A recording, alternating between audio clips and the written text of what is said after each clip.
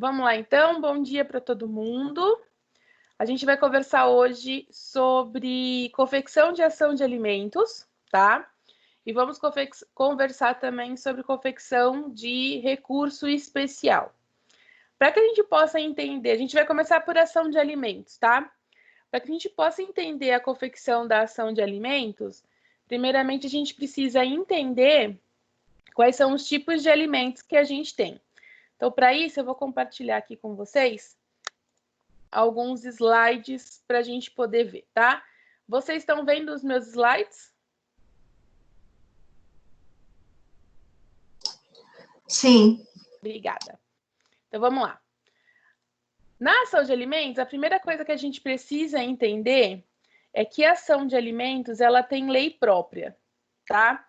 Então, todas as vezes que a gente fala... Todas as vezes que a gente fala de alimentos, a gente trabalha com a Lei 5478 de 68, tá? Que é a Lei de Alimentos. A gente também tem as características de alimentos dentro do Código Civil, tá?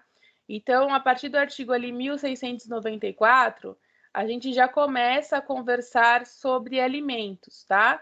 Mas é a Lei 5478 de 68 que fala realmente de alimentos. E aí, qual que é o conceito que a gente tem a título de alimentos, tá? O conceito que a gente tem que é uma prestação, essa prestação que pode ser pedida para alguns parentes, que pode ser pedida para cônjuge, tá? No caso aí da criança, do menor, a gente pede para aquele que não possui a guarda dessa criança, né? E o que é importante que a gente verifique numa ação de alimentos? Esse binômio necessidade versus possibilidade, tá? Toda e qualquer ação de alimentos, ela precisa ser fixada em cima desse binômio, necessidade e possibilidade. Então, é a necessidade de quem está reclamando alimentos, a necessidade de quem está pedindo alimentos e a possibilidade da pessoa de pagar os alimentos. Porque não adianta nada a gente falar de que os alimentos precisam ser pagos se a pessoa não tem condições de fazer esse pagamento. E não adianta também falar de uma necessidade de alimentos extremamente exagerada se não é necessário tudo isso para que a gente possa falar aí de uma sobrevivência de quem está pedindo alimentos. Então, a primeira coisa que a gente precisa entender é esse binômio, a necessidade versus a possibilidade. E quando a gente fala... Espera só um pouquinho que saiu aqui. Quando a gente fala desse binômio, tá? A gente precisa entender como funciona esse binômio. Deixa eu ver se eu consigo iniciar aqui. Então, a gente precisa conversar que nesse binômio não pode ocorrer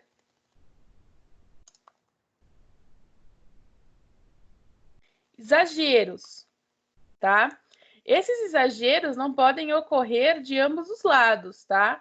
Esse exagero, ele não pode acontecer nem por parte de quem está cobrando os alimentos e também não pode acontecer aí por parte de quem vai pagar os alimentos, apesar dele ter condições, ele fazer uma alegação aí de que ele não tem condições de quitar esses alimentos.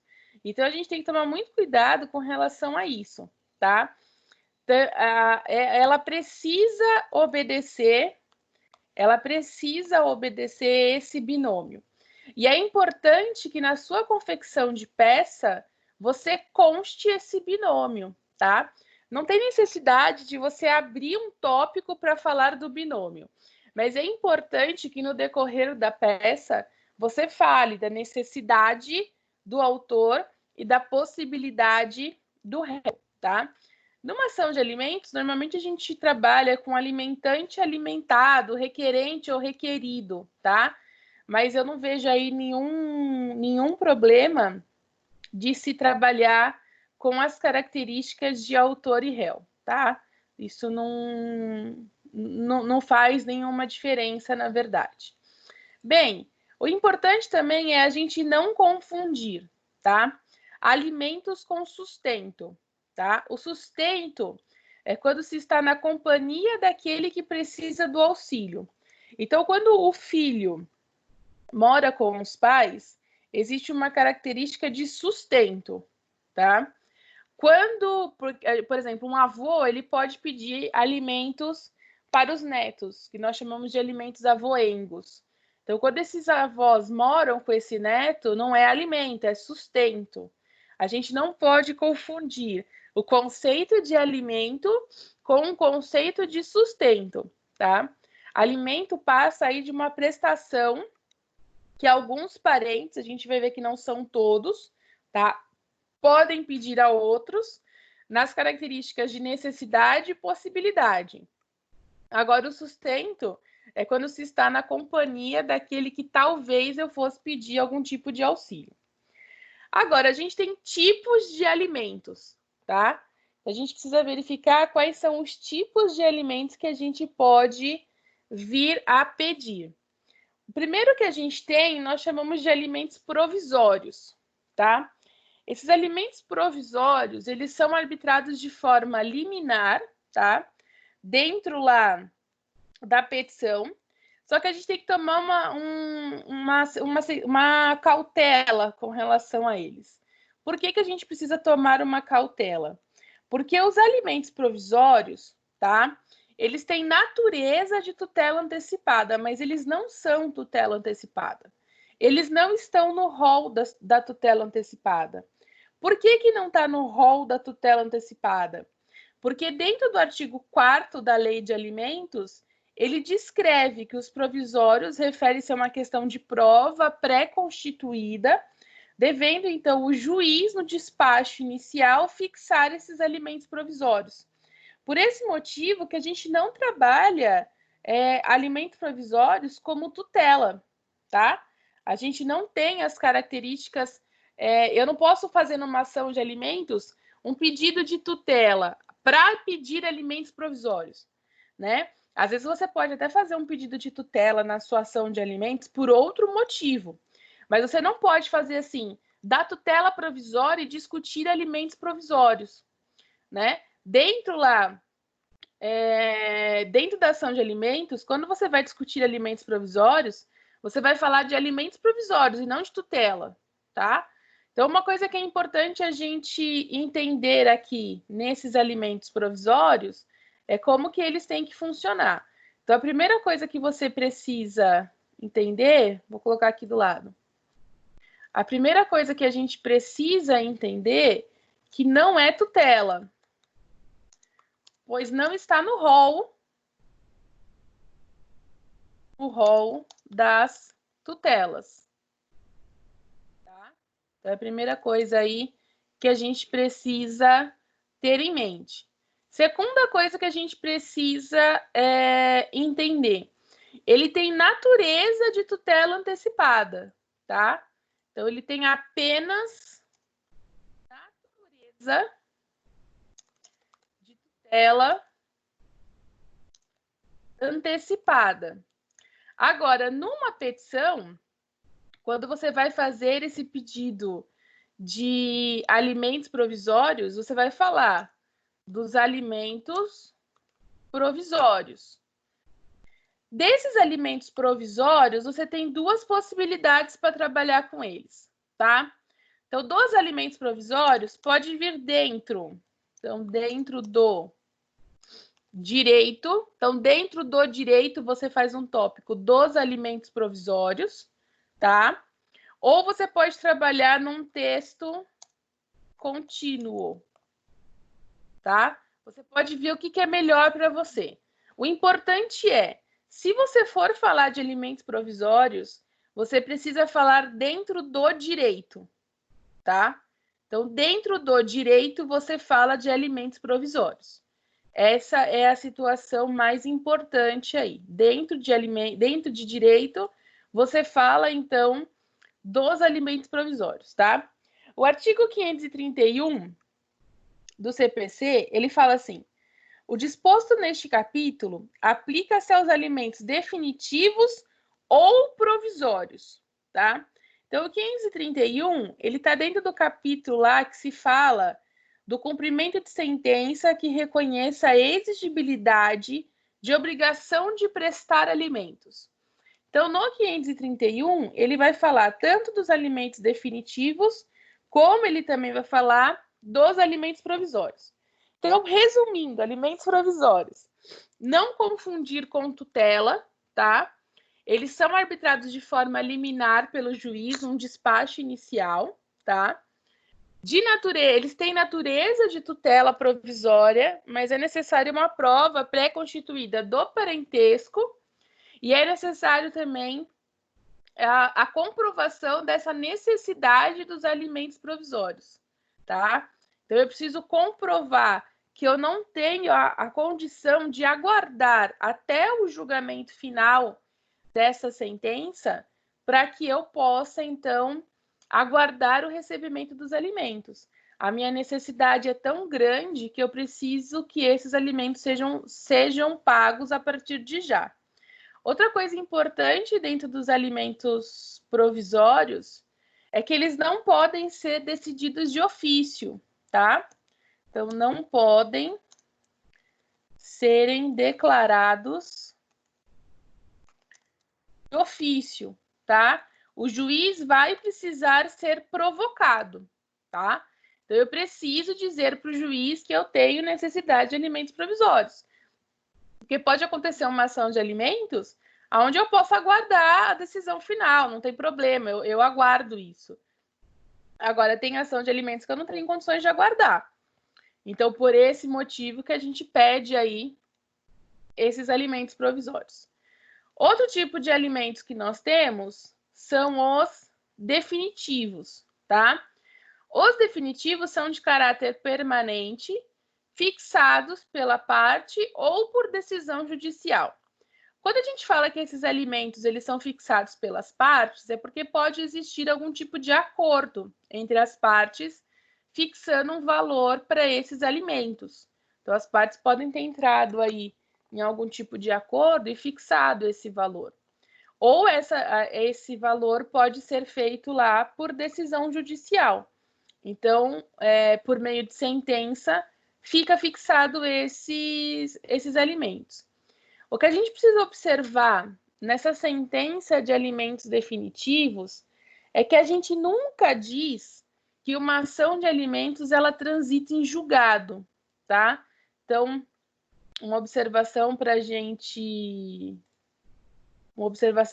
colocar aqui é que essa ação de alimentos ela nunca transita em julgado. Então, a ação de alimentos não faz coisa julgada. Por que a ação de alimentos não faz coisa julgada? Porque esses alimentos eles podem ser revistos a qualquer momento. Se for verificado algum tipo de mudança na possibilidade de quem paga ou na necessidade de quem recebe, a gente pode mover uma ação autônoma de revisão de alimentos. Então, a ação de alimentos não faz coisa julgada, tá? Então, os definitivos são aqueles de caráter permanente. Esse caráter permanente que a gente fala é porque ele pode ser fixado pela parte, a partir do momento que as partes entram num consenso referente a esses alimentos, como pode ser fixado por meio de decisão judicial.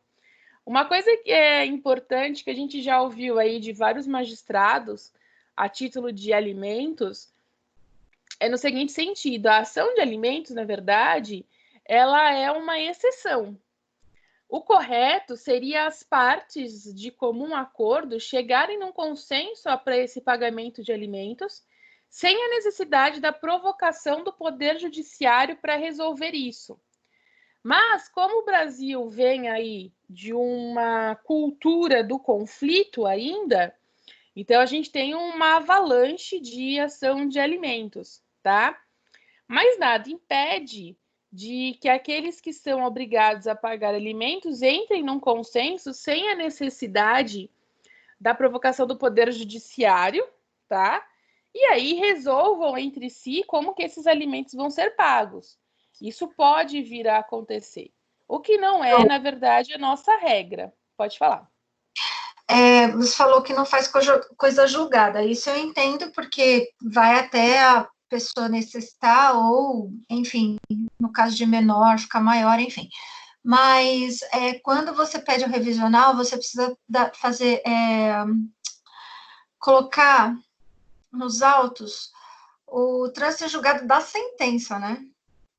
O trânsito em julgado da sentença que a gente coloca para poder fazer uma ação revisional, o que a gente coloca lá a gente tem uma certidão de trânsito em julgado, mas a partir do momento que eu posso modificar uma sentença sem ser por ação rescisória, essa sentença não faz trânsito em julgado nunca. Porque a única forma que eu tenho de rever sentença é por recurso, ou se passado o trânsito em julgado, ela se transforma em algo imutável. Então, o que eu posso fazer, eventualmente, é uma ação rescisória. Na ação de alimentos, não. Na ação de alimentos, eu tenho uma certidão de trânsito em julgado, mas eu não vou fazer ação rescisória. O que eu vou fazer é uma ação revisional de alimentos, pedindo para aquela sentença ser revista, tendo em vista uma modificação de possibilidade e de necessidade. Então, o que a gente junta numa eventual revisional de alimentos é a sentença que declara os alimentos, e a gente informa que aquela sentença já passou pela fase recursal.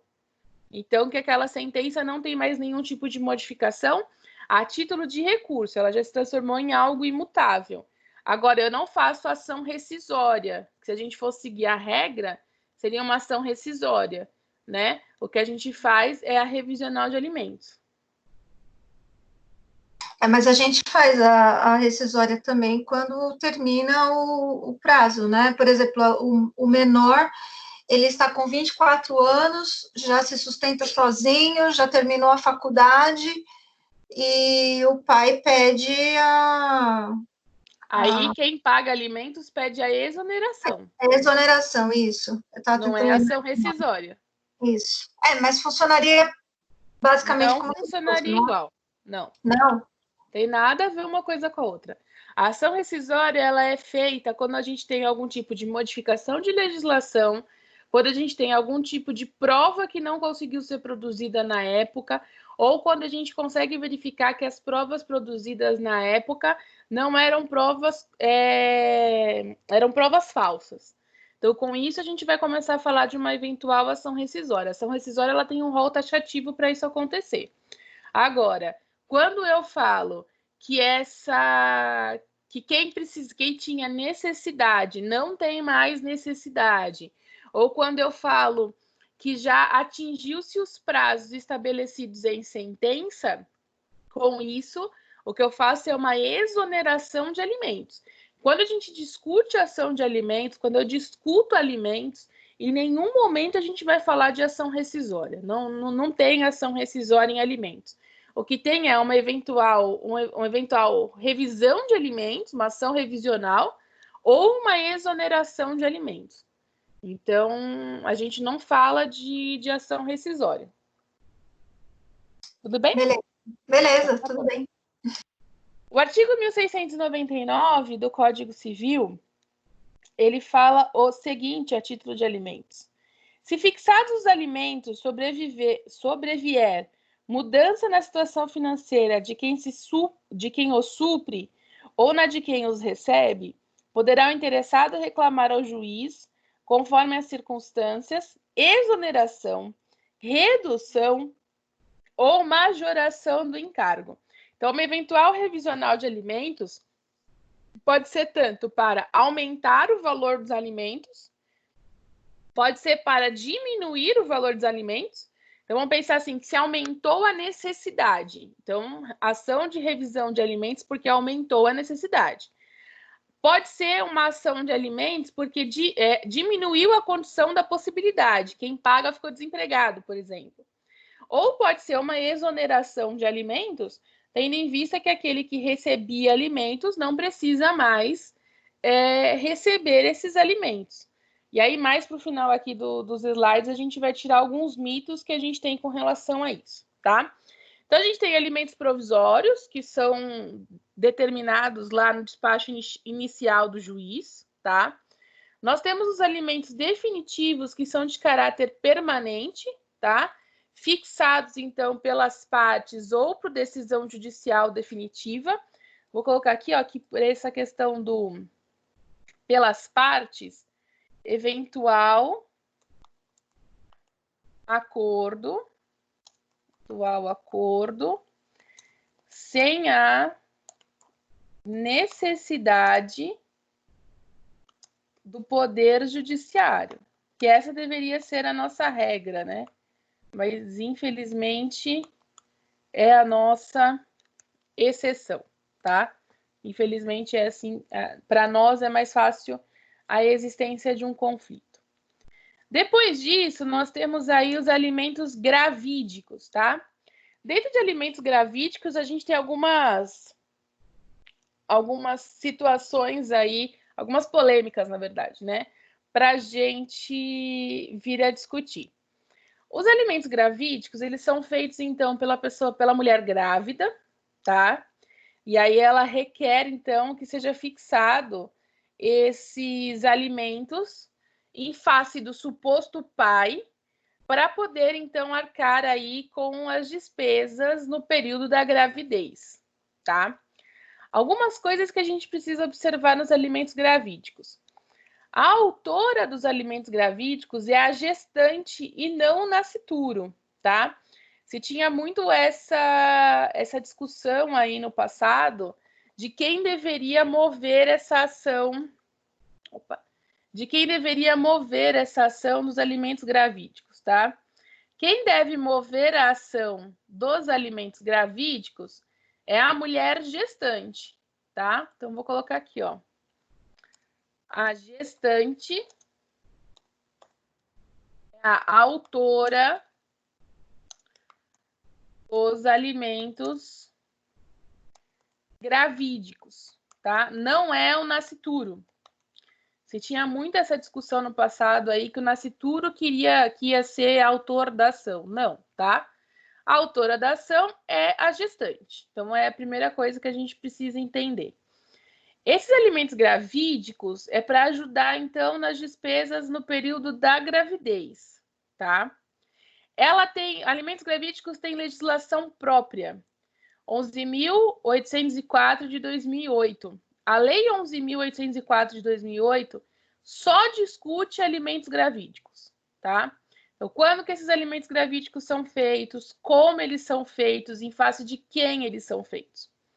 Uma coisa que é importante a gente verificar que a ação deve ser proposta em face do suposto pai, tá? Então, como que eu faço aí para provar quem é o pai, né? Essa ação, ela requer provas das provas, né? Então, para que eu possa provar o suposto pai, eu preciso fazer, então, uma fase probatória. Nessa fase probatória, eu vou trabalhar com fotos, com testemunhas. Hoje em dia, a gente trabalha com redes sociais. Tudo que se dê para comprovar de que o pai tem indícios de ser o pai, né? Então, eu tenho lá uma foto de que os dois tinham um relacionamento há muito tempo. Aí, junto com isso, eu tenho uma foto do suposto pai, por exemplo, num chá de bebê. Eu tenho uma foto desse suposto pai num chá revelação, que é moda agora, né? Eu tenho uma testemunha que fale, não, eles sempre estiveram juntos, ele já disse que ele é o pai. Então, em face desse suposto pai que essa ação é proposta. Aí aqui vem uma das polêmicas desses alimentos gravídicos, né? Quando essa criança nasce, qual que é o procedimento normalmente que se ocorre, né? Quando essa criança nasce, se o pai tem ciência de que ele é o pai mesmo, ele não tem a menor dúvida com relação a isso, né? ele pode mover uma ação de oferta de alimentos e aí a gente converte os gravídicos em alimentos definitivos e tudo bem. Quando esse pai tem algum tipo de dúvida sobre essa paternidade, o que ele vai fazer então? Ele vai mover uma ação de investigação de paternidade. Nesse momento é feito o DNA da criança. Se for constatado de que ele não é o pai da criança, não existe a possibilidade de pedir os valores de volta, porque os alimentos são irrepetíveis, tá? Então, não existe a possibilidade da mãe devolver os alimentos pagos ao suposto pai. O que se existe são algumas jurisprudências minoritárias que dizem o seguinte: olha, o que se pode fazer é uma ação de ressarcimento em face do pai biológico, né? Mas aí é só uma questão jurisprudencial, nem é uma questão doutrinária, é uma questão de jurisprudência dizendo que isso pode ser feito, tá? Mas as decisões que a gente tem nesse sentido são, assim, muito ruins em face daquele que pagou alimentos porque era o suposto pai, tá? Então, a gente não tem ação de indenização em face da gestante, a gente não tem ação de indenização em face da criança, a gente não tem ação de danos morais, não tem nenhum tipo de ação penal, não tem nada disso, tá? Porque os alimentos, eles são irrepetíveis, eles estão dentro dos direitos da personalidade, que são direitos aí destacáveis dos demais. O que existe aí é uma pequena possibilidade dessa ação de ressarcimento que nem é muito bem vista pelo Poder Judiciário, tá? Tudo bem com relação a isso? Tudo bem. Tudo? Tá. Bem, vamos lá então. Quais são os pressupostos principais de uma ação de alimentos, tá? Primeiro pressuposto é a necessidade do reclamante, tá? Como que a gente fala de necessidade do reclamante? A gente está falando dos bens suficientes para que a pessoa possa sobreviver, tá? Então, quando eu falo de necessidade do reclamante, ou quando eu falo de necessidade do autor, é apenas para sobrevivência, tá? Então, aquilo que é necessário para ele sobreviver. Dentro de sobrevivência, a gente tem que pensar em alimentação,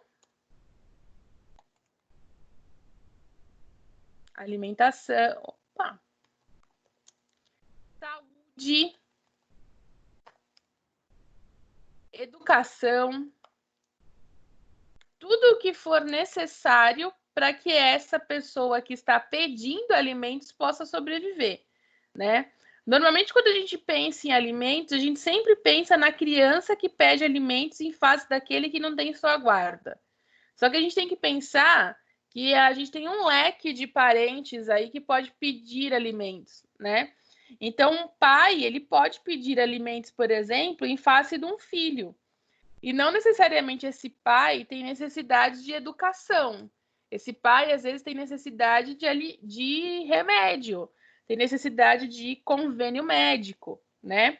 Então, o 1694, ele fala assim: podem os parentes, os cônjuges ou companheiros pedir um aos outros os alimentos de que necessitem para viver de modo compatível com a sua condição social, inclusive para atender às necessidades de educação. Parágrafo 2º.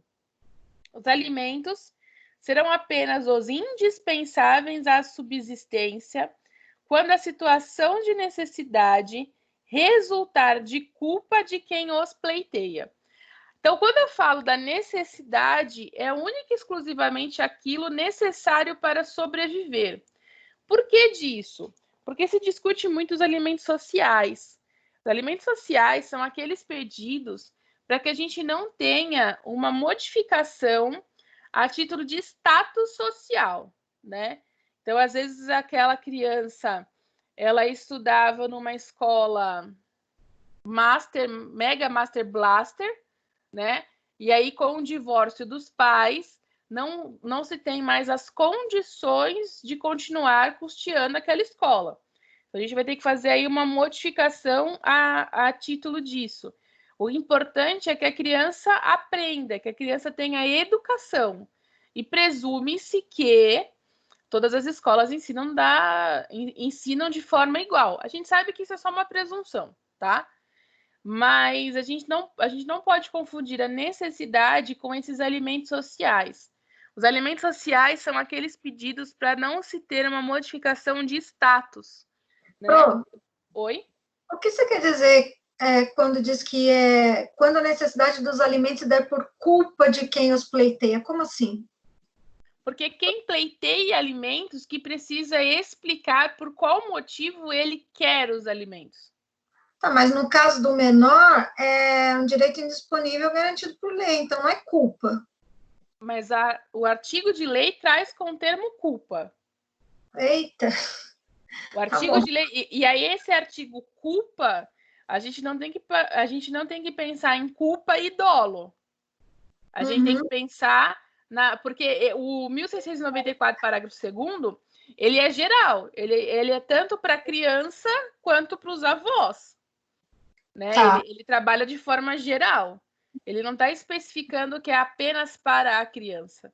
Então, o que precisa ser comprovado? Que eu não tenho condições de sustento, dessa forma eu tenho necessidade de receber alimentos.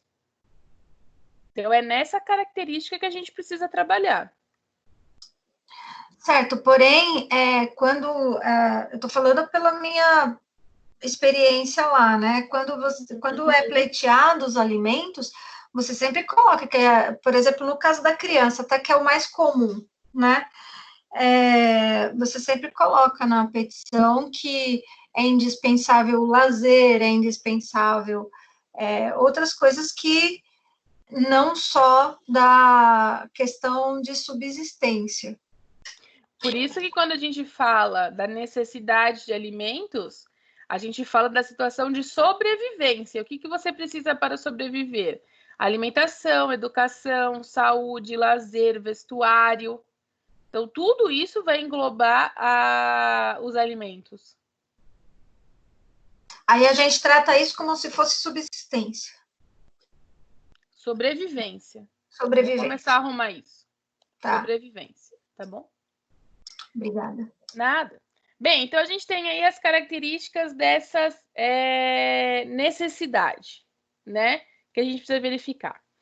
Depois disso, a gente precisa verificar o fato da possibilidade da pessoa que está obrigada a pagar os alimentos. Porque não adianta eu querer um valor de alimentos superior à possibilidade daquele que pode me pagar, tá? Não adianta eu querer pedir, por exemplo, 10 salários mínimos, se aquele que é obrigado a pagar os alimentos só tem condições de pagar 2. Então, a gente vai precisar encaixar essa necessidade em face dessa possibilidade. Agora, o que não adianta também é aquele que está lá obrigado a pagar os alimentos dizer que a possibilidade dele é só 2 e não provar por quais motivos a possibilidade dele é só 2, tá? Então, são coisas que a gente precisa aí observar. Dentro dessas possibilidades, a gente precisa verificar o seguinte: desemprego não é motivo para não pagamento. Não é motivo para não pagamento de alimentos. Então, o fato daquele que paga alimentos estar desempregado não é motivo para ele não pagar alimentos, tá? Ele precisa aí achar algum tipo de forma para que esse pagamento seja feito. Porque o fato dele estar desempregado não pode fazer com que o outro passe fome. Então, desemprego não é motivo para não pagamento, tá? Construção de nova família não é motivo para não pagamento também, Não é motivo para não pagamento. A gente vê muito para não pagamento. A gente vê muito em contestações de ação de alimentos, a pessoa que não possui a guarda vir falando que ele não paga alimentos, que ela não paga alimentos, tendo em vista que constituiu nova família.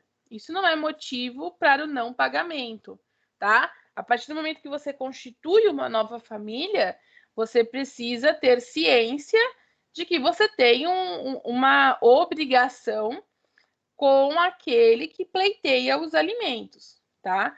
Então, isso aí é muito importante. A construção de nova família não é motivo para não pagamento. O desemprego também não é motivo para o não pagamento, tá? E aí é dentro dessa possibilidade que a gente tem aqui a questão de sinais exteriores de riqueza. Esses sinais exteriores de riqueza, hoje em dia, vocês já devem ter ouvido falar aí em diversos canais, que é justamente aquela situação das redes sociais, né? Então, nas redes sociais, a pessoa coloca lá que ele está almoçando em um dos restaurantes mais caros que existe na cidade, e na ação de alimentos ele fala que não tem condições nem de se sustentar. Então, a partir do momento que a gente tem lá sinais de que a possibilidade... Espera só um segundinho, José. A partir do momento que a gente tem sinais de que essa possibilidade ela é maior do que aquilo que está sendo alegada, mas eu preciso de provas com relação a isso, eu posso alegar que a possibilidade é maior. Pode falar, José. No caso de desemprego, ou, por exemplo, nessa situação que nós estamos passando agora com suspensão de contratos de trabalho, quem paga alimentos pode pedir uma redução nesse pagamento? Quem paga alimentos pode entrar com a revisional. Pode entrar com a revisional de alimentos, informando talvez uma diminuição a título de salário. Isso pode ser feito. A revisional de alimentos, ela pode ser feita tanto quando aumenta... Eu tive um aumento de necessidade, posso pleitear a revisional de alimentos. Eu tive uma diminuição de possibilidade, posso também pleitear a revisional de alimentos. Mas isso é feito por revisional, tá bom? Nada. Bem, então a gente viu aí que os dois pressupostos... Oi? Porém, nesse caso que o Zé está falando, beleza, ele entra com revisional, né? Mas nesse caso deveria ter provavelmente o juiz pediria uma audiência. Não há possibilidade de fazer uma audiência nesse cenário. Como que faz? Você pede para a pessoa se manifestar através de contestação e julga? O que encontra-se suspenso nessa situação que a gente está vivendo, o que está suspenso são processos que não sejam urgentes. No caso dos alimentos, que são os processos de família, esses processos eles têm lá prioridades, tá? Então, alguns juízes já estão julgando. Então, a partir do momento que você propõe a ação de alimentos, eles estão fixando os provisórios, e aí o não pagamento dos provisórios já gera execução. Alguns juízes estão pedindo para se juntar contestação, tá? Eu vi aí algumas reportagens jurídicas se questionando até que alguns lugares estão fazendo videoconferência, tá? Agora, se a gente não conseguir nenhuma dessas possibilidades de nenhum jeito, o juiz vai julgar. Julgamento antecipado do mérito, a partir do momento que tiver provas juntadas, e aí a gente vai trabalhar no eventual recurso no futuro. O que não pode fazer é não fixar os alimentos se for verificado uma extrema necessidade e uma extrema possibilidade. Ok, isso no caso de fixação, mas no caso de revisional, geralmente o juiz não trata com essa celeridade, né? Mas é que agora a gente tem uma situação diferente, né? A gente está num cenário diferente. Por exemplo, ele pode arbitrar por algum tempo a diminuição. Pode. Entendi. Tá. A gente está num cenário atípico, né? Pode sim, tá? Bem, então, pressupostos, necessidade e possibilidade, tá? Quem são as pessoas que são obrigadas a prestar alimentos, tá? O STJ fala que é um rol taxativo, tá? Só que a gente já tem algumas jurisprudências modificando esse rol. Mas, como aqui a gente trabalha com o texto de lei seco, então a gente vai trabalhar com o rol taxativo. Quem são as pessoas obrigadas a prestar alimentos? Ascendentes em favor de descendentes. Então, eu coloquei um exemplo aqui, né? Quando o pai deve para o filho. Descendentes em favor de ascendentes. Então, o filho que deve para o pai. O cônjuge, os companheiros e os irmãos, tá? Então, essas são as pessoas obrigadas a prestar alimentos. Aí, como eu disse, o STJ fala que isso daqui é um rol taxativo, tá? Só que a gente já tem julgados dizendo que os tios, envolvendo tios e sobrinhos, a gente já tem julgados minoritários nesse sentido, tá? Existem jurisprudências dessa situação. Mas, por enquanto, a gente tem aí um rol taxativo nesse sentido. Qual que é a ordem preferencial para esse pagamento de alimentos, tá? Então, pais e filhos de forma recíproca. Então, o pai pode pedir para o filho pode pedir para o pai. Os ascendentes na ordem de proximidade. Então, o avô deve alimentos para o neto. Se o pai não pagar, a gente tem uma ordem preferencial. Primeiro, eu vou pleitear em face do pai. Se o pai não tiver condições, né, a gente vai, então, mover uma nova ação em face dos avós, que são os alimentos avoengos, tá? Esses alimentos avoengos somente em caráter exclusivo, sucessivo, complementar e não solidário, tá? Então, isso daqui, ó, é de suma importância. Não existe solidariedade, tá? Quem é obrigado a pagar os alimentos são os pais. Agora, se a gente não consegue receber esses alimentos dos pais, nós podemos ir para os ascendentes. Descendentes na ordem da sucessão, tá? Então, pai sem ascendente pode pedir para o filho. Os irmãos na falta de descendentes. Unilaterais ou bilaterais, sem qualquer tipo de distinção ou sem qualquer tipo de preferência, tá? Importante aqui, ó, espera só um pouquinho. Se o parente... Importante essa observação aqui, ó. Se o parente que deve em primeiro lugar não estiver em condições, serão chamados os concorrentes de grau imediato. Então, é aquela característica. Primeiro, eu vou pleitear perante o pai. Então, aí correu-se toda a ação de alimentos em face do pai e não tem de onde tirar. A gente não tem condições, tá? Então, o que a gente vai fazer? A gente vai mover uma nova ação em face dos avós, discutindo os alimentos avoengos, tá? Esses avós, eles vêm aí de uma situação sucessiva, e não porque ele é solidário ao pai, tá? Porque a obrigação é do pai, não dos avós. Pode falar. Duas perguntas, na verdade. A primeira é sobre o caráter exclusivo. Se ele é exclusivo, como que ele pode ser complementar?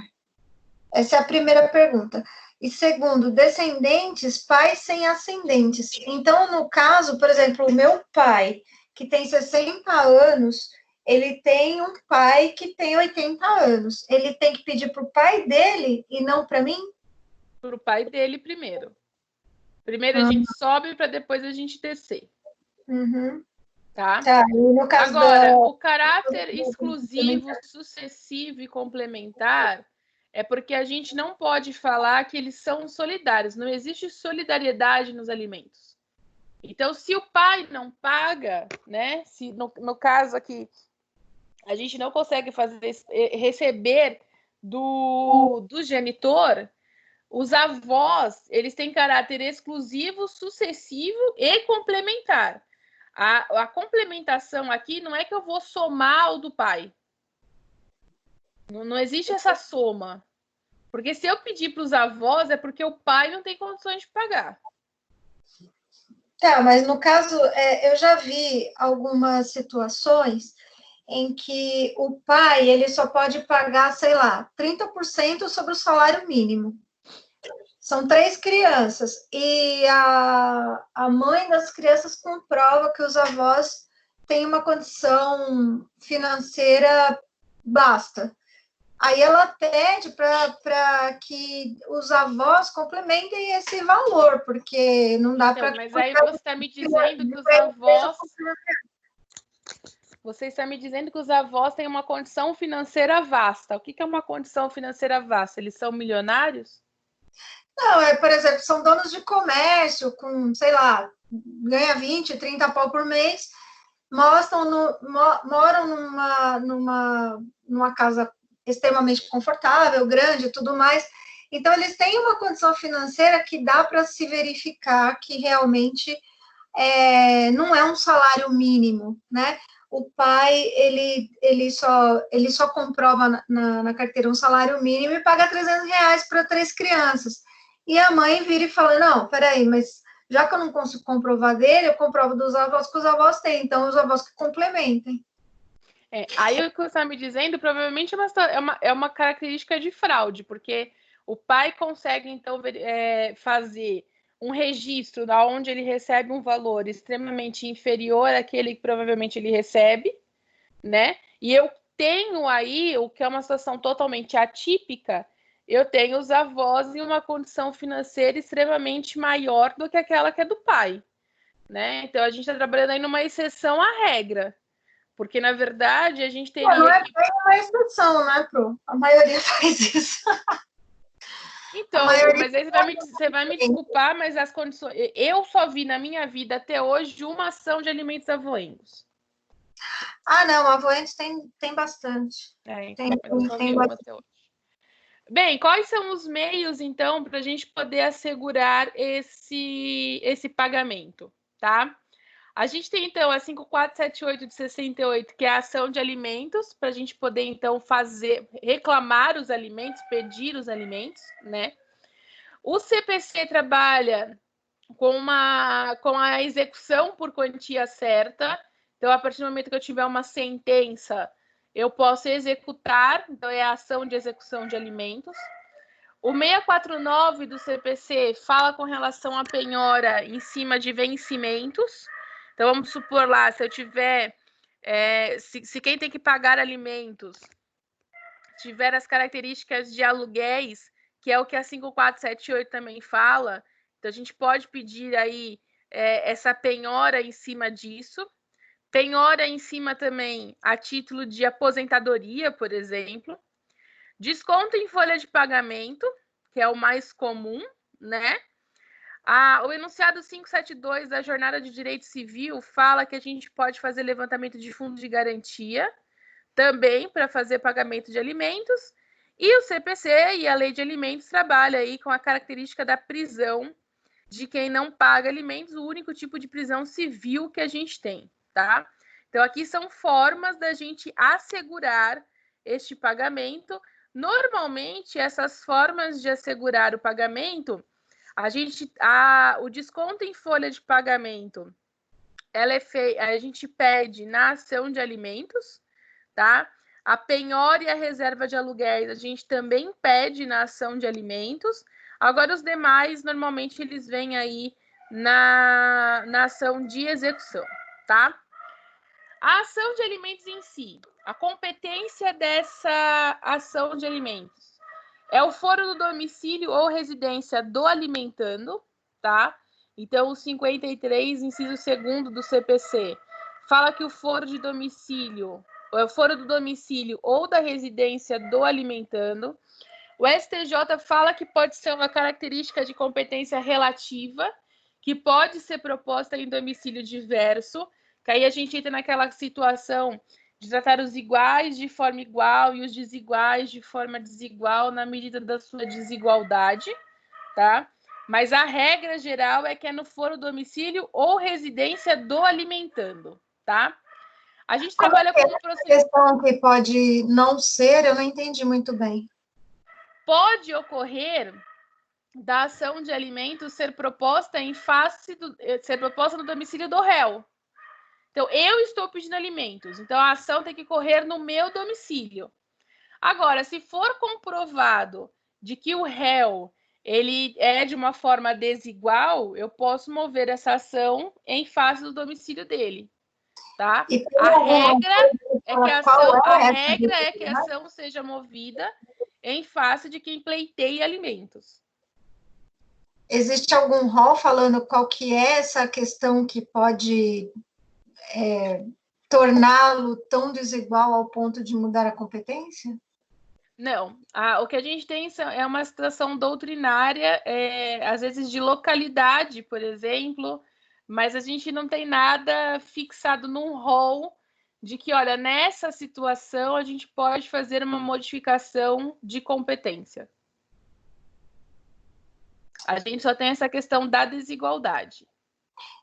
E teria algum exemplo sobre isso, Pro? Por exemplo, quando a gente vai pleitear alimentos em face dos avós, tendo em vista a idade deles, a gente pode pedir para os alimentos para a ação correr no domicílio deles. Ah, tá. O STJ fala que pode ser tratado como uma competência relativa, e não absoluta, tá? Tá bom, obrigada. Nada. O procedimento, então, é um procedimento especial, porque tem lei própria e forma própria para que isso venha a acontecer. A gente tem que tomar muito cuidado, porque a lei de alimentos ela é uma lei um tanto quanto antiga, e lá ela ainda trabalha com como se o processo fosse físico, né? Então, ela fala que tem que ser apresentado em 3 vias, deve conter indicação do juiz. Então, lá a gente ainda não tem as características do PJE, tá? Do ESAG. Deve existir prova de parentesco. Então, durante toda a ação, é importante você ressaltar a existência dessa prova do parentesco, tá? E não esquecer dos requisitos dos 319, a título de petição inicial, do binômio e dos alimentos provisórios para a gente poder pleitear, tá? Feito a ação de alimentos, distribuída a ação de alimentos, ela vai conclusa para o juiz. O juiz pode pedir para uma eventual emenda, se ele achar que precisa, para uma eventual extinção, se ele verificar lá que a ação tem falhas grotescas que não podem ser corrigidas, ou ele pode receber, verificar com relação aos alimentos provisórios, porque ele pode negar esses alimentos provisórios, né? E pode citar para audiência de conciliação. É importante a gente entender o seguinte: o 694 do CPC fala que todas as ações de família deverão passar pela audiência de conciliação, tá? Então, todas as ações que envolverem família, elas vão passar aí pela audiência de conciliação. Então, na sua ação de alimentos, você tem de pedir a audiência de conciliação, tá? É obrigatório nesse sentido. O valor da causa está no 292 do CPC, tá? O que a gente precisa verificar nesse valor da causa é 12 vezes o valor que eu estou pleiteando de alimentos, tá? A gente vai verificar na estrutura se vai constar ou não o endereço do empregador para uma possível desconto em folha de pagamento, tá? Em caso de desemprego, a gente já vai deixar fixado como que isso vai funcionar. As estimativas são sempre em base de porcentagem, porque quando a gente tem reajustes do salário mínimo, automaticamente a gente já tem esse reajuste e eu não preciso mover uma nova ação, tá? E uma coisa que é importante, aqueles 30% ou 33% que a gente normalmente vê nas ações de alimentos, eles são jurisprudencial. Não tem nada na lei taxativo dizendo que o máximo que você pode pleitear é 30%. Não existe isso na legislação, tá? Isso é uma questão de jurisprudência.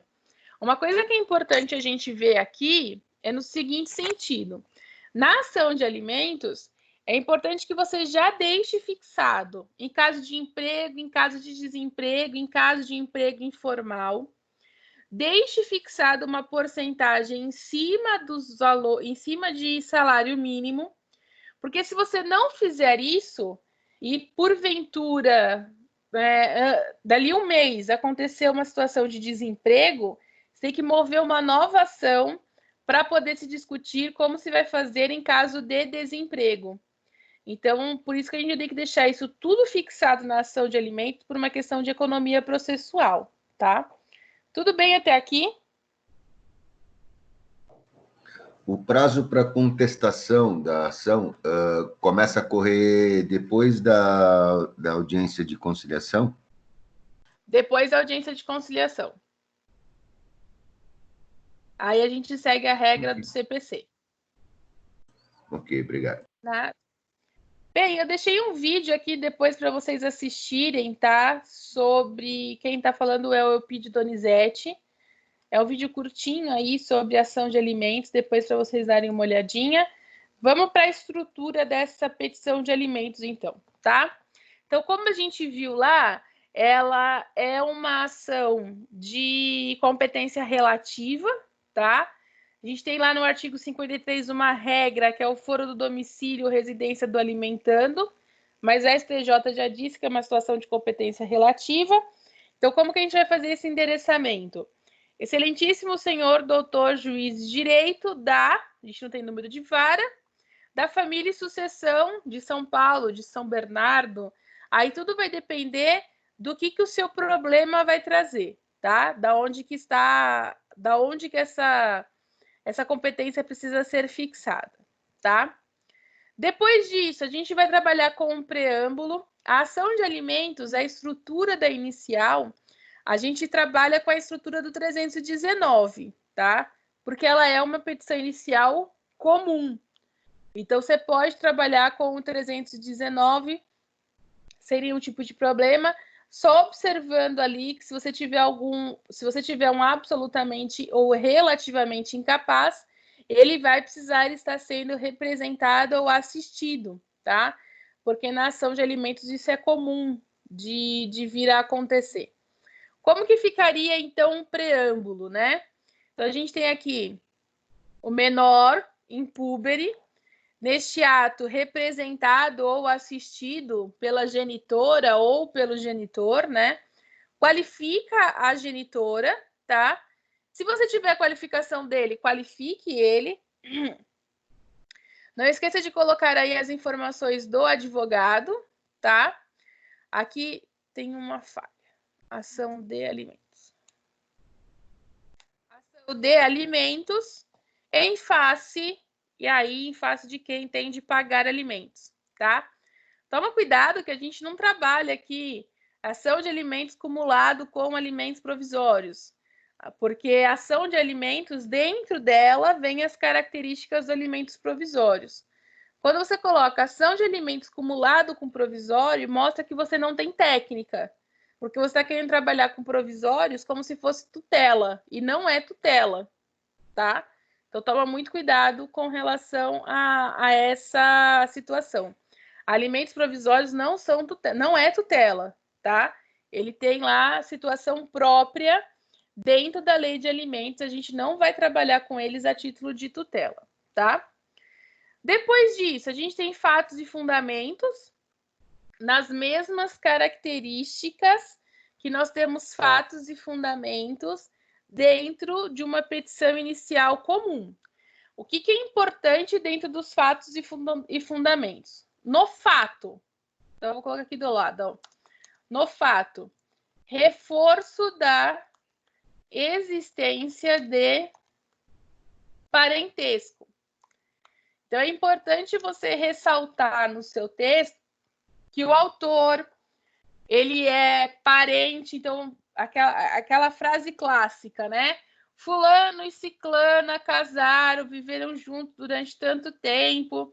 Desse relacionamento surgiu um fruto, que o fruto é o autor da ação, que é pai dele. Então, reforçar essa existência de parentesco. É importante isso, tá? Então, nos fatos, reforce a existência do parentesco. No direito, dentro do tópico do direito, você tem que fazer um novo reforço, o novo reforço do parentesco, mais binômio, possibilidade e necessidade, tá? Então, dentro do direito, reforço do parentesco, mais esse binômio, necessidade e possibilidade. Dentro do direito, trabalhe com Código Civil, mais lei de alimentos, tá? Se você estiver trabalhando lá com alimentos gravídicos, também mais lei de alimentos gravídicos, tá? Então, é importante você trabalhar aí com todas essas legislações. Mas, querendo ou não, fatos e fundamentos é a mesma coisa que a gente fez lá em petição inicial. Depois disso, justiça gratuita. Se o seu problema disser que o autor não tem condições de arcar com as custas, tá? Ou, se você não for pedir justiça gratuita, substitua pelo recolhimento de custas, que a gente já também conversou sobre isso. Audiência de conciliação. A audiência de conciliação, ela é obrigatória, porque nos casos de família é obrigatório passar aí pela ação, pela audiência de conciliação, tá? Então, você é obrigado a falar da audiência de conciliação em todas as ações que envolverem situações de família. Depois disso, nós temos requerimentos, então, tudo que for de esfera processual. Aqui, o que muda é a intimação do Ministério Público, tá? Então, não esqueça de pedir aí a intimação do Ministério Público. Citação do réu continua igual, justiça gratuita ou recolhimento de custas, pedido de conciliação, espera só um pouquinho, intimação do Ministério Público e as publicações, tá? Com relação a essa intimação do Ministério Público, verifique com relação às partes, tá? Se as partes estiverem nas características do artigo 3º ou artigo 4º, intima o Ministério Público. Se não tiver, não precisa. Oi. Era isso que eu ia te falar, porque eu recebo lá várias petições em que as partes são maiores e capazes e eles ainda colocam a intimação do MP. Eu achei que era obrigatório. Normalmente os advogados que chegam lá na vara que você trabalha não foram meus alunos. Esse que é o problema dessa vara. Dessa vara. Que tá a falha. É aí que tá a falha dessa vara. Entendeu? É aí que tá. A gente só pede para o Ministério Público vir. Da terceira. É um problema geral, né? A gente só pede para o Ministério Público vir se a gente tiver características de artigo 3º, de artigo 4º do Código Civil, ou se a gente tiver lá características de interdição, curatela, né? Se essa pessoa for classificada como incapaz. Caso contrário, não precisa intimar o Ministério Público. Tá? Tá bom. Bem, requerimentos, tá? Então, a gente trabalha com requerimentos da forma da petição inicial. E aí, a gente vai... Opa, pulei um. Para os pedidos, tá? A parte mais complicada da ação de alimentos são os pedidos, porque eles têm muitos detalhes, que é importante a gente não esquecer, porque se a gente esquece, a gente tem que ficar fazendo complementação dessa ação depois para informar aquilo que foi esquecido. Então, aqui tem mais ou menos uma receita de bolo, tá? Para a gente não esquecer. Primeira coisa, que seja julgado totalmente procedente. Isso, qualquer petição inicial, seu primeiro pedido é isso, tá? A fixação dos alimentos provisórios, tá? Se o seu problema trouxer alguma característica de valor, substitua o X por valor. Se não trouxer, trabalhe com o X, tá? Então, a fixação dos alimentos provisórios. Essa fixação pode ser em cima dos rendimentos sempre líquidos, tá? Ou você pode substituir rendimentos líquidos por salário mínimo.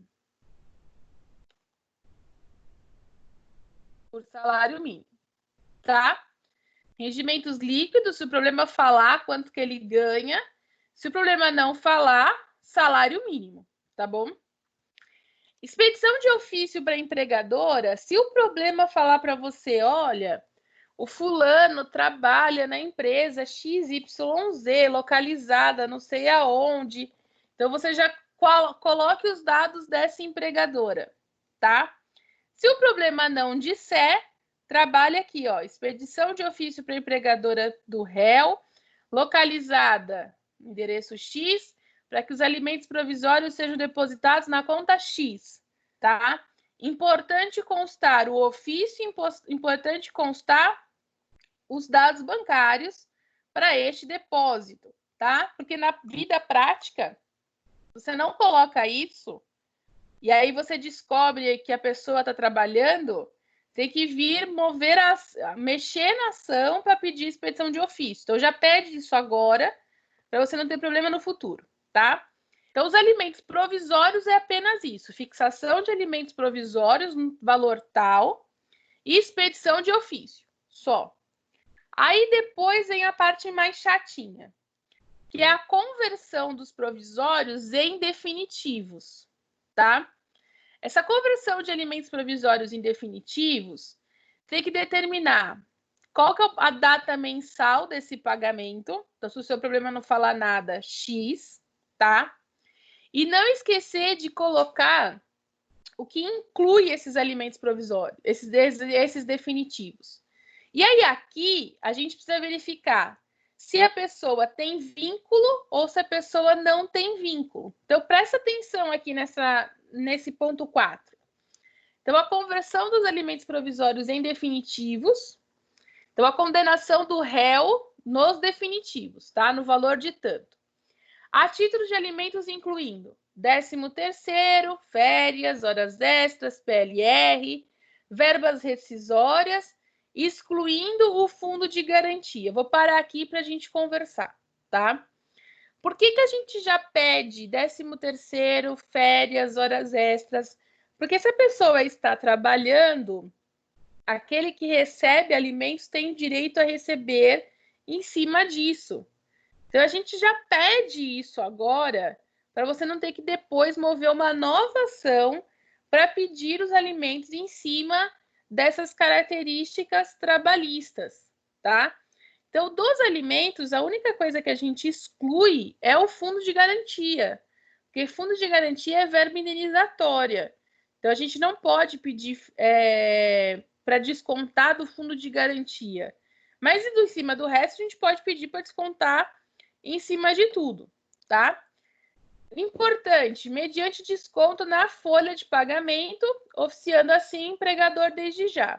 Aí, olha aqui o pulo do gato. No caso de desemprego ou trabalho sem vínculo, qual que é o valor que a gente vai fixar disso? Em que dia do mês isso vai ser depositado? Se você não coloca essa observação, se você fala assim, hoje em dia a pessoa está empregada, então eu vou fixar em cima do que ele ganha e está tudo certo. Amanhã essa pessoa fica desempregada, você não tem uma base de cálculo para cobrar os alimentos. Então, por isso que a gente já pede em cima da pessoa empregada e já faz em caso de desemprego, para depois você não ter que mover uma nova ação somente para discutir em caso de desemprego como fica esse pagamento.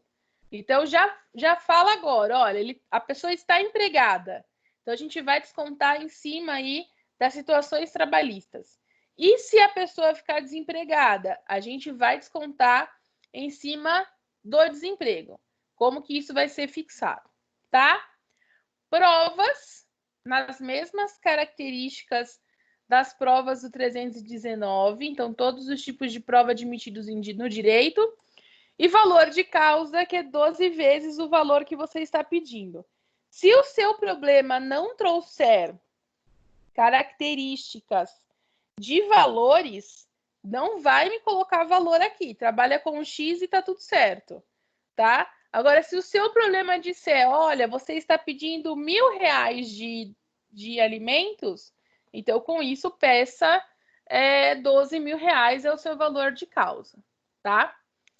Tudo bem com relação a isso? Tudo bem com a ação de alimentos?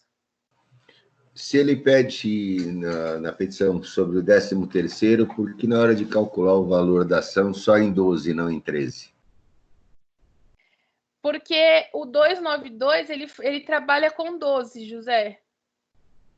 12 prestações mensais. Porque o 13º, a gente só vai ter ele nas características de emprego. De desemprego, a gente não tem. Perfeito. Tá Obrigado. Bom? Tá? Ok. Tudo bem com a ação de alimentos? Tranquilo. Tranquilo? Dileuza?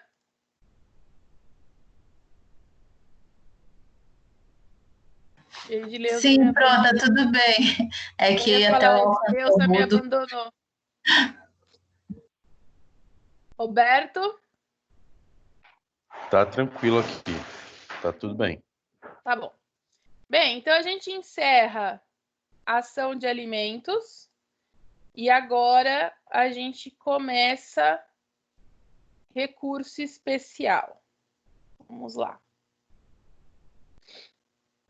Recurso especial é o que vocês vão fazer no problema de constitucional, tá bom? Vamos lembrar primeiro, aqui a gente só vai lembrar, porque eu tenho certeza que vocês sabem o que é o recurso especial. A professora de vocês foi muito boa de recurso. A gente só vai lembrar quais são as características de um recurso especial, tá bom? Recurso especial, então, o cabimento dele é de acórdão e violar legislação infraconstitucional, ou quando os tribunais diversos derem interpretação distinta ao mesmo dispositivo legal, tá? Então, recurso especial, violação de acórdão ou de lei infraconstitucional ou uma divergência de jurisprudência, tá? Ele está baseado no 105 da Constituição Federal e no 1029 do CPC. O que é importante dentro do recurso especial? Essa divergência externa, tá? Então, dentro aí da sua petição de recurso especial, você vai precisar trazer divergências de jurisprudência, tá? Então, se a sua decisão ela for de Pernambuco, você vai precisar trazer julgados, por exemplo, de São Paulo, tá? É obrigatório essa divergência externa no recurso especial, tá? Então, a gente até trabalhou aqui, né? Recurso especial, se eu estou no Tribunal de Justiça de São Paulo, eu tenho que trazer jurisprudências do STJ, do TRF, do TJ do Rio de Janeiro. Então, tem sempre que trazer uma posição divergente do tribunal na qual eu estou recorrendo, tá? Isso daqui se você não traz essa divergência, automaticamente o seu recurso não vai ser conhecido, tá? Tem que trazer essa divergência aqui. Tem que falar, olha, o tribunal X está julgando desse jeito, mas o tribunal Y julga de outro, tá? O 105 fala que compete ao STJ julgar em recurso especial as causas decididas em única ou última instância pelo TRF ou pelos tribunais de Estado, do Distrito Federal e territórios quando a decisão recorrida. Deixa eu aumentar isso aqui.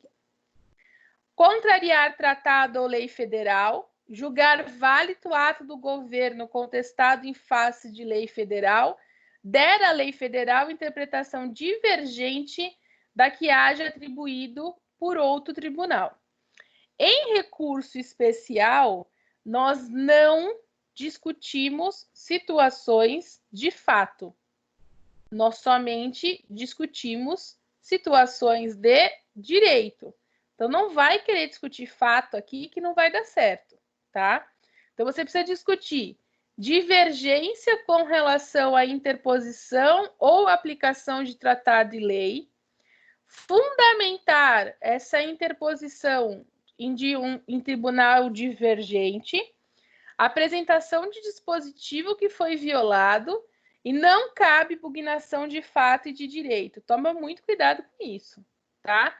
Não vai querer discutir em recurso especial depoimento de testemunha, porque aqui somente são situações técnicas.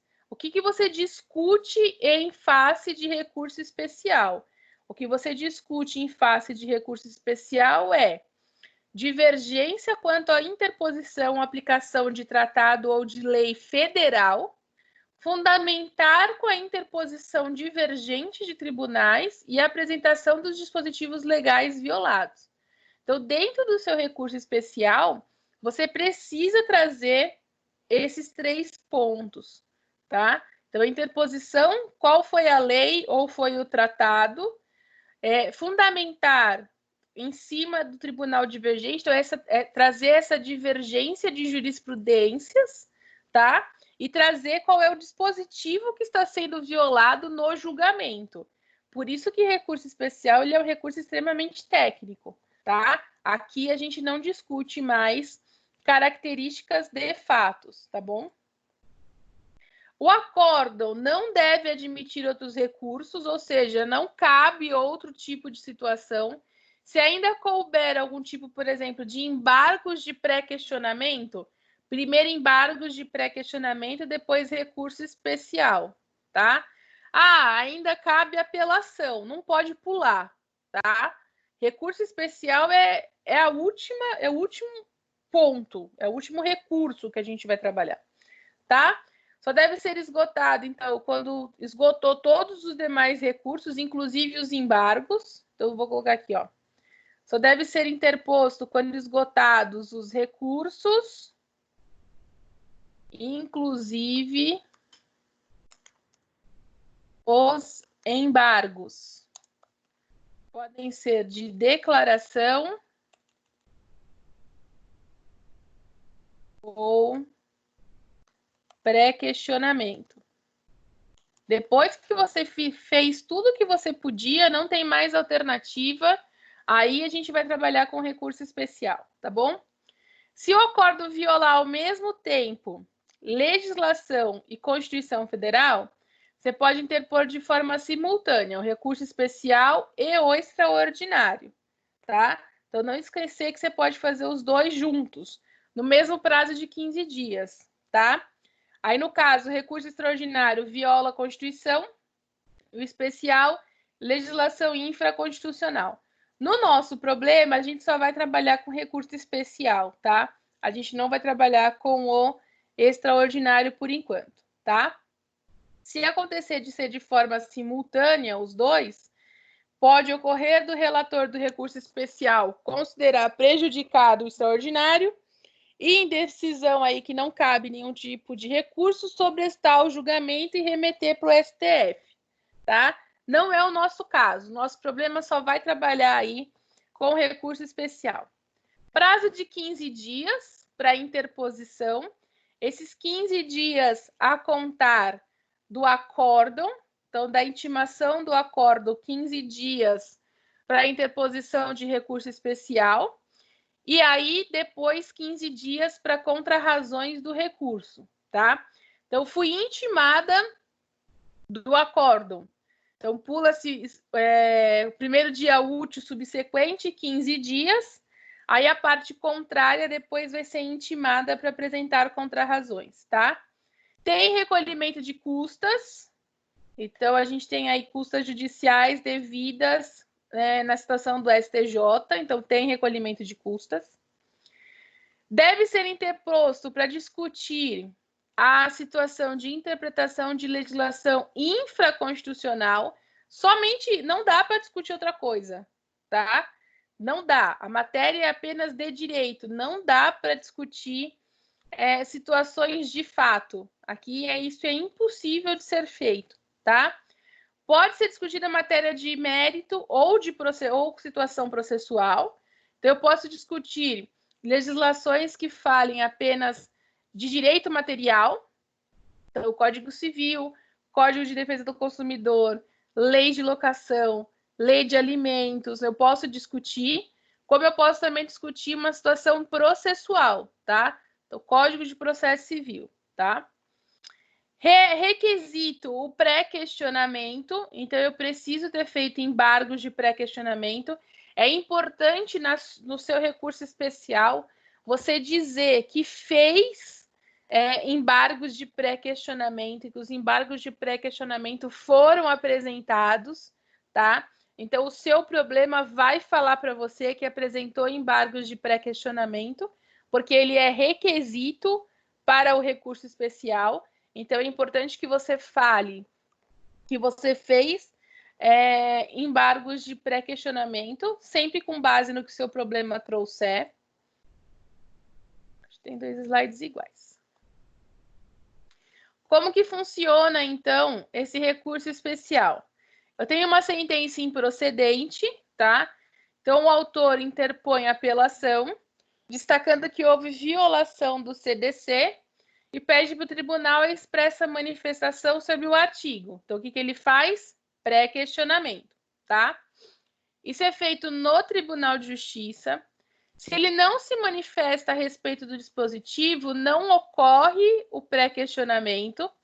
Diante dessa omissão, acolhido ou não os embargos, ocorreu o pré-questionamento, mesmo que o tribunal não se manifeste, tá? Mesmo que o tribunal fale assim, não é característica de embargos, não vou me manifestar, não tenho nada para dizer. Tudo bem, tá? O importante é que eu fiz o pré-questionamento, tá bom? Inadmissível recurso especial quando a questão não tenha sido primeiro feita embargos declaratórios.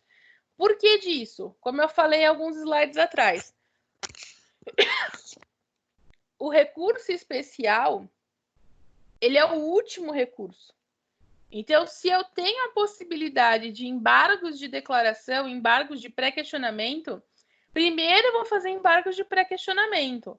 E aí, se não tiver jeito, eu vou entrar com recurso especial. Eu não posso deixar de fazer os embargos de pré-questionamento para depois fazer o recurso especial, tá? Se eu tenho essa possibilidade, primeiro pré-questiona, depois fala de recurso especial. Então, sempre que o seu problema falar assim, olha, já foi feito embargos de pré-questionamento, é porque ele está te levando para um recurso especial, tá? Efeito sempre devolutivo, tá? E pode-se pedir o efeito suspensivo nas características do 1029, tá? Então, na petição inicial é a petição do recurso, tá?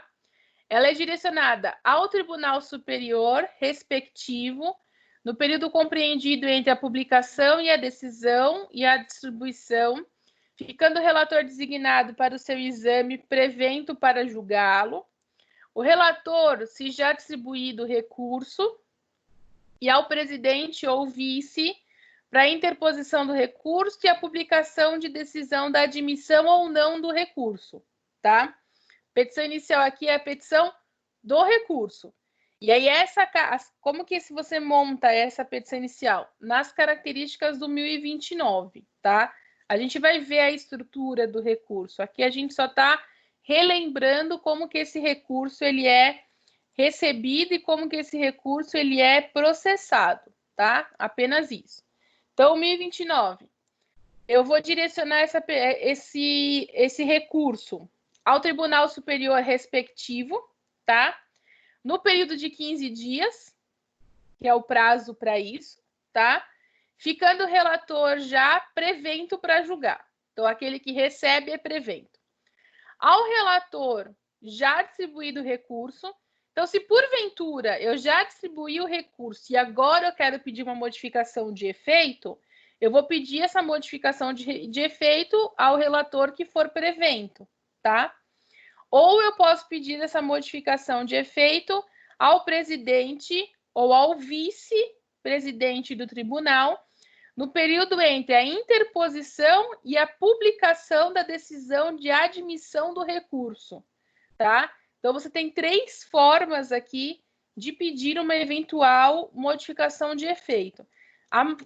A melhor técnica é você pedir essa modificação de efeito quando você interpõe o recurso, tá? Pedir posteriormente, a não ser que você tenha aí uma modificação de situação. Mas o melhor é você pleitear isso no momento em que você interpõe o recurso, tá? Tudo bem até aqui?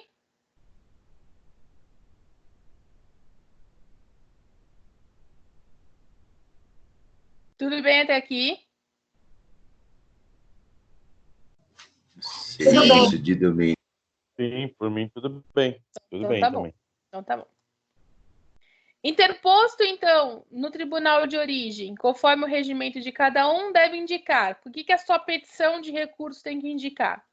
Exposição de fato, demonstração do cabimento, as razões do pedido da reforma ou da invalidação da decisão recorrida.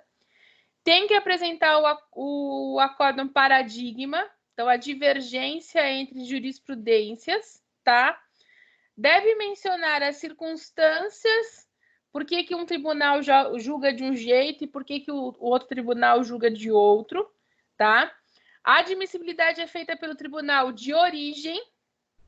Então, quem faz aqui a admissibilidade é o juízo ACO e não a de quem. E da negativa cabe agravo de instrumento, tá? Então, quem vai julgar se esse recurso sobe ou não é o juízo ACO e não a de quem, tá? Então, aqui o que precisa constar da sua petição, do seu recurso?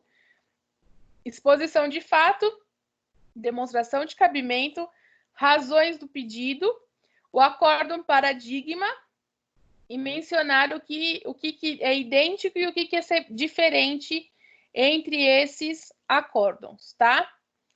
Quando procede a admissibilidade, é possível que o desembargador negue provimento ao recurso, então ele aceita o recurso, ele fala que o recurso é conhecido, mas no mérito ele não é provido, porque não é caso de recurso especial, ou porque já é uma situação que já foi julgada pelo STJ e não tem mais o que ser discutido, tá? Pode encaminhar o processo ao órgão julgador, então é quando ele chama o colegiado. Pode sobrestar o recurso quando verificar que tem vários recursos iguais, então são causas repetitivas, tá? Pode selecionar o recurso como representativo de uma controvérsia. Então, a gente teve essas situações aqui nos julgados do Fundo de Garantia, foi um dos últimos aí mais famosos que a gente teve, e ele pode proceder à admissibilidade do recurso e remeter ao STJ, tá? Quem faz isso daqui é o juízo ACO, tá? Quem faz tudo isso daqui é o juízo ACO, tá? Se ele verificar, não, realmente é uma situação de recurso especial, remete para o STJ, tá? Mas quem faz toda essa análise aqui é o juízo ACO, é o juízo lá do acórdão da apelação, tá? Da decisão de inadmissibilidade proferida com fundamento no inciso 5, cabe agravo ao Tribunal Superior. Então, se for inadmitido, cabe agravo ao superior ou poderá caber agravo interno, tá bom? E aí toma cuidado com a súmula 203, que não cabe recurso especial contra a decisão proferida, nos limites de sua competência por órgão de segundo grau do juizado especial, tá? Então, no juizado especial, a gente não fala de recurso especial. Aqui é só para a gente lembrar como funciona o recurso especial, qual que é aí o caminho que ele toma, tá? O que nos interessa neste momento é a estrutura desse recurso especial. Como que a gente vai montar esse recurso especial? Então, vamos lá. 1029 fala: exposição de fato e de direito, demonstração do cabimento do recurso interposto, as razões do pedido de reforma ou de invalidação da decisão recorrida. Então, esses 3 pontos precisa constar do seu recurso especial, tá? Você precisa constar esse 1029 no seu recurso especial. É a estrutura dele, tá? Vamos começar lá pela peça de interposição, tá bom? Então, vamos lá. A gente vai endereçar, então, esse recurso especial ao desembargador presidente do Egrégio Tribunal de Justiça, aonde foi julgada a apelação, tá? Então, aqui eu coloquei São Paulo. Então, você vai ver lá onde foi julgada a apelação, é para onde você vai interpor esse recurso. A recurso especial, ele tem peça de interposição e peça de razões, tá? Então, a interposição a gente direciona ao tribunal que julgou a apelação, tá? Número de apelação, a gente tem aqui um preâmbulo normal, né? Então, Breno, representado por sua genitora. Importante no recurso especial que você faça a qualificação do advogado, tá? Então, é importante que você colocar lá, por seu advogado, que essa subscreve, coloca os dados do advogado, tá? As partes você pode colocar que já são devidamente qualificadas, tá? Então, aqui no caso, o Breno é representado pela Sara. Em face de Antônio, que vem, então, perante a Vossa Excelência, não se conformando com o acórdão, coloca qual que é a Câmara que julgou, tá? Que negou o provimento ao recurso de apelação interposto, interpor recurso especial, tá? Importante no recurso especial, basear lá no artigo 105 da Constituição Federal, tá bom? O 1029 traz a estrutura. É o 105 que fala que cabe recurso especial. Então, coloque lá, está se baseando no 105, tá? Requer, para tanto, que o presente recurso seja recebido e regularmente processado. Essa é a sua peça de interposição, tá? Então, assim como a gente faz em apelação interposição, aqui a gente também faz peça de interposição, tá? Depois, a gente vai, então, para as razões recursais. Dentro lá de razões recursais, a gente precisa colocar, então, fundamentar o motivo desse recurso com essa divergência de jurisprudência, tá? Então, a gente precisa trazer lá uma jurisprudência paradigma, tá? Importante trazer a cópia ou a citação. Nessa circunstância do recurso especial, você vai ter que entrar no site do Tribunal de Justiça, divergente do tribunal que julgou a sua apelação. E aí é importante que você traga a data do julgamento, o nome do relator, traz lá a citação referente a essa jurisprudência, tá? É importante trazer isso, dizer qual é o tribunal, qual é a data do julgamento, quem é que julgou, para a gente não ver se é uma jurisprudência desatualizada, e trazer esse paradigma. Se você não traz o paradigma, seu recurso especial automaticamente não vai ser recebido, tá? Como ficam, então, as razões de recurso? A gente tem lá razões do recurso, razões recursais, aquilo que a gente já vem discutindo há muito tempo, tá? Recorrente e recorrido, aqui está invertido, mas isso não faz a menor diferença. Recorrente e recorrido, número de apelação em trâmite perante a terceira vara civil da comarca de Mogi das Cruzes ou o que seu problema te trouxer, tá? Não esqueça de fazer lá a apresentação para o tribunal e para a turma. Dos fatos, cópia do problema. Dos fatos, cópia do problema, a gente não vai discutir com relação a isso, tá? Do cabimento. Então, o acórdão de folha X, que negou o provimento ao recurso de apelação, contraria expressamente, e aí você precisa dizer quais são os artigos que estão sendo contrariados. Qual que é a lei que está sendo contrariada, tá? Então, é o Código de Processo Civil que está sendo contrariado? É o Código Civil que está sendo contrariado? É uma legislação própria que está sendo contrariada?